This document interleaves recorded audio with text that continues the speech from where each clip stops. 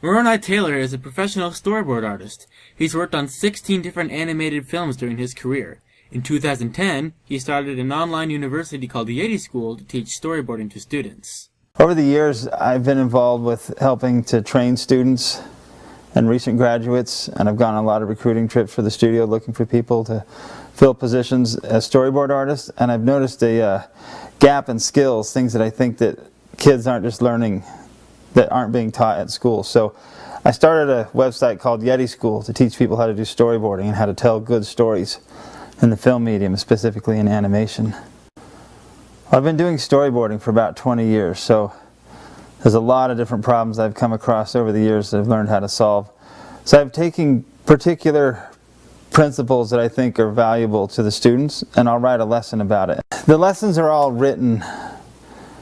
I type them up on a web page with examples of embedded YouTube clips or other videos, and drawings or photos embedded in the text. So that's where the lessons come from, just my experience. Because as a storyboard artist, you take the script, if there is one, and you visualize the movie from nothing, just from words or from ideas. On top of running his online university, Moroni works a full-time job doing storyboards for Blue Sky Studios. I can probably handle about 10 students at a time. Any more than that, I think the critiques might suffer. If I was doing it full-time, I could do a lot more students, but that would just be 10 in a week while doing my full-time job.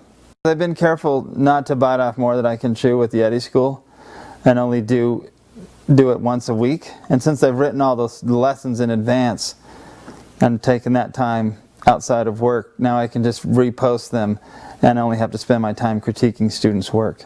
As long as he's happy and he's not, gone forever and never comes in the house, I'm fine with it because it makes him happy. It's great because we're both artists, but I've kind of put my art on hold for a little while, and we're very different artists. I like to draw people and, more portraity things, and he's more of a shoots from the hip, cartoony guy. I post lessons once a week when a class is in session, and the students will read the storyboarding lesson, and I'll give them an assignment.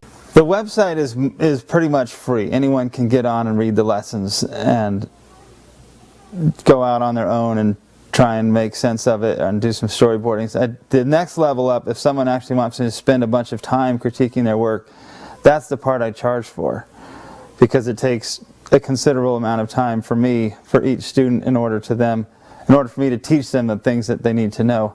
And the students will go and do a storyboard, usually around 100 drawings, maybe 200 drawings, depending on how inspired they are. And they'll post those drawings online. Then I'll take a look at them, and I'll do a screen record of me critiquing the work, showing them where they could be better, and then I'll post that to YouTube where they can watch it.